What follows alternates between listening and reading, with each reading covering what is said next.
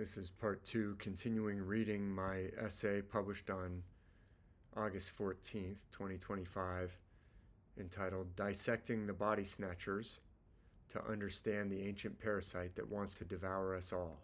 Part 2.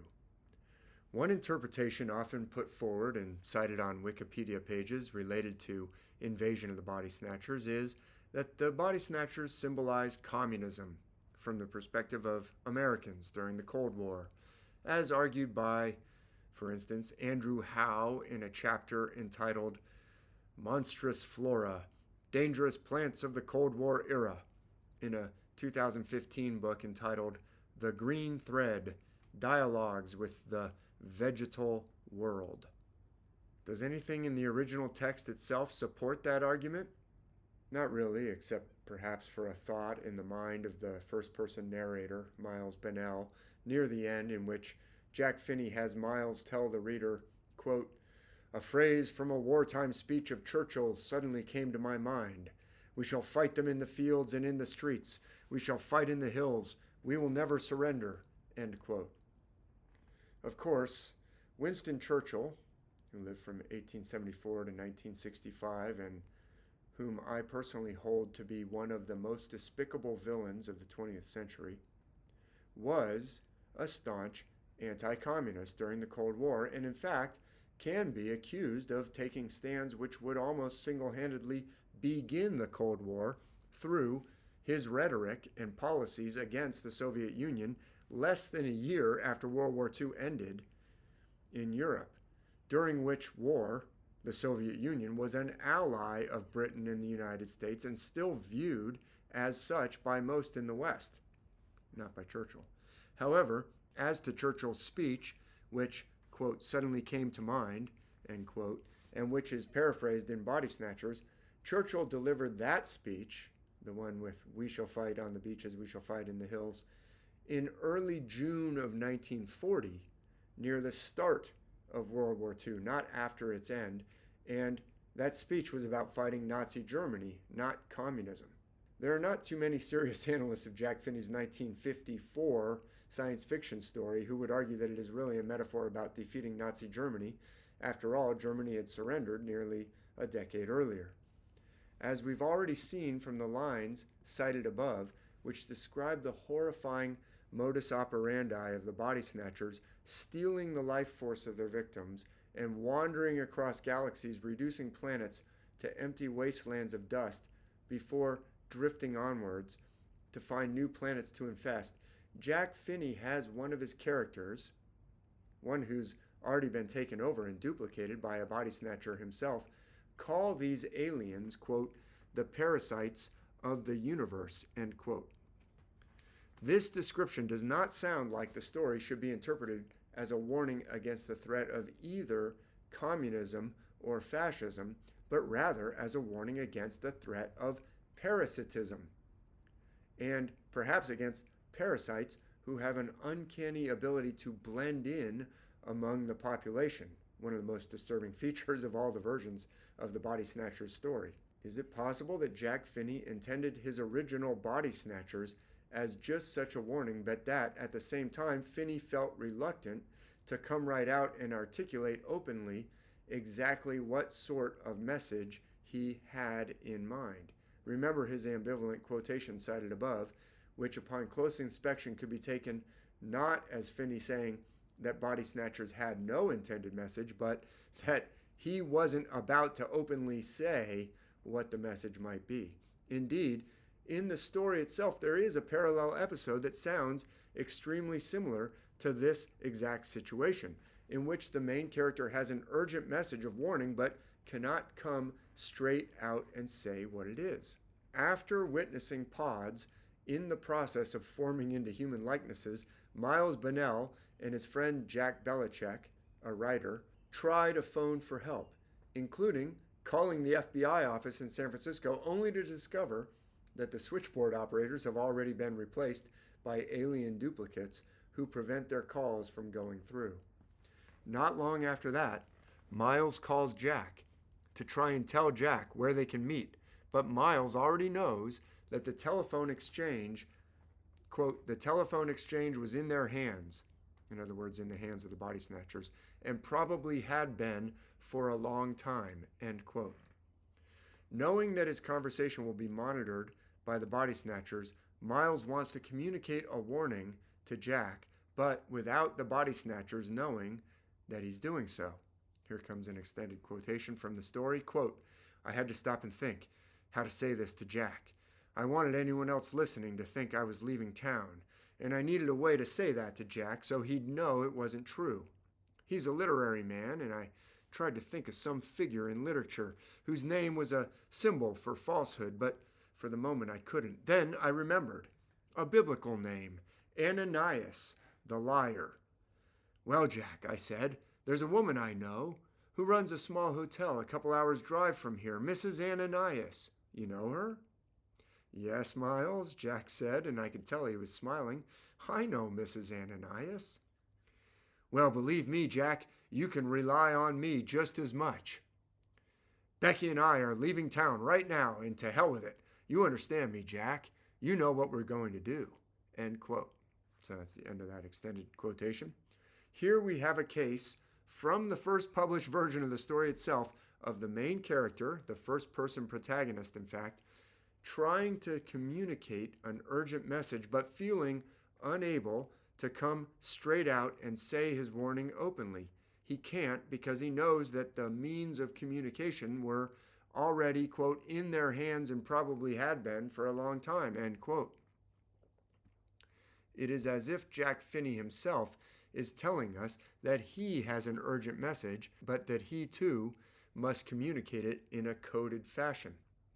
Not only that, but he has his protagonist choose as his literary code a passage from the New Testament, from an incident found in the book of Acts, book of the Acts of the Apostles, New Testament, knowing that his friend Jack Belichick will be familiar with that New Testament story, while the aliens, who have the medium of communication under their total control and can decide what messages will or will not get through, will be unfamiliar with this same story. If the author himself is trying to send a message without saying it too openly, could it be that he is trying to send it about a group who would be unfamiliar with a New Testament story? What group might that have been? Another hint may be found in a different episode described later in the story, in which Miles Bennell has returned to his own doctor's office and is stealthily watching a scene on the street below through the Venetian blind of his office window. The, quote, citizens of the town, I put it in quotes because they've been taken over by the body snatchers, the citizens of the town have gathered in an intersection that functions a bit like a town square. The author uses the fictional name Santa Mira for the town, which he describes as being in California's Marin County, but the actual descriptions of the town in the story sound like Mill Valley in Marin County, where Jack Finney actually lived. I grew up pretty close to Marin County in the San Francisco Bay Area as well. As Miles watches, all the people who've actually been eliminated and duplicated and are in fact controlled by the alien life force help to unload farm trucks that arrive carrying puffballs in the truck beds in order to surreptitiously distribute them among family and friends in other California towns. This scene is graphically portrayed in the movie, but again, a detail that features in the written story published in Collier's is omitted. Finney tells us through the voice of his narrator, Miles, here comes an extended quotation, quote, "I slowly lifted one slat of the closed Venetian blind, just enough to peer down at Main Street, and we could see quite a lot. The paved area is wider there because of a bend in Main Street, and it is almost completely enclosed on three sides by stores. This area serves Santa Mira as a kind of town square. They used to set up a bandstand there and hold street dances and carnivals. It looked so ordinary, the scene below us. It isn't easy to say when or just how the change began, but I was aware presently that there were more people in the street and that somehow they were no longer acting quite like an ordinary Saturday shopper's crowd.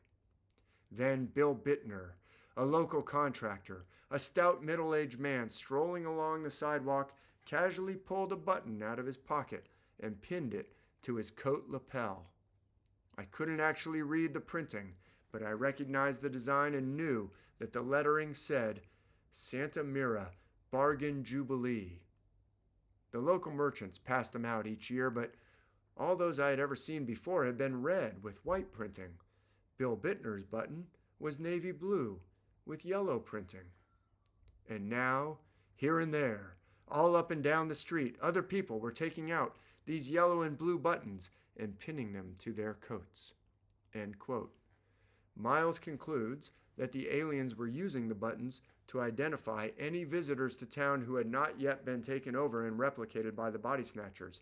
He sees a visiting salesman who's not wearing a button, approached by policemen, confronted, and then forced into a car which drives away in the direction of the police station.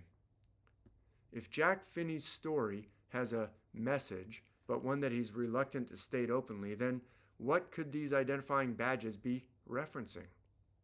Notice that the narrator tells us that he, quote, recognized the design, end quote, and knows that the lettering contains the word Jubilee. That word, as someone familiar with the Bible would know, and Finney has already illustrated the use of a sort of Bible code in the story itself to convey a hidden message, is a specifically Old Testament word, found, for example, in Leviticus chapter 25, in reference to the Sabbath year after 7 weeks of 7 years each, the 50th year of Jubilee after 7 times 7, or 49 years. Here's the quote from Leviticus 25. And thou shalt number 7 Sabbaths of years unto thee, 7 times 7 years. And the space of the 7 Sabbaths of years shall be unto thee 49 years. Then shalt thou cause the trumpet of the Jubilee to sound on the 10th day of the 7th month. In the day of atonement shall ye make the trumpet sound throughout all your land. End quote. Leviticus 25, verses 8 and 9. The trumpet of the Jubilee designates the Yobel, or ram's horn, or Yobel, the ram's horn trumpet blown as a trumpet to mark this special occasion. Was Jack Finney consciously including these references to the Old Testament and the New Testament in order to convey a message with his now famous story?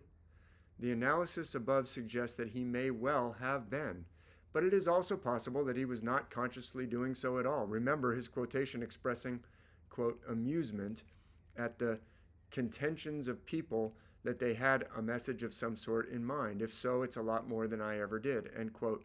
A quotation itself, admittedly, that can be interpreted in different ways, and which can even be interpreted as saying that a message of some sort could have come through the story without it ever being consciously in mind for the author himself. In other words, the warning may have come from the universe and may have impressed itself upon the brain waves of the author in much the same way that the author has his biology and botany professor character describing, quote, equally invisible waves that travel silently through space in the chilling speech quoted earlier. Whatever its origin, and whatever Jack Finney's intention might or might not have been, my own years of research and analysis lead me to see in this seemingly far-fetched and fanciful science fiction horror story a dire, urgent warning about an actual alien invader displaying chameleon-like mimicking abilities and bent on devouring the life and resources of our planet with the same callous and inhuman attitude displayed by the pod people in the original Body Snatchers.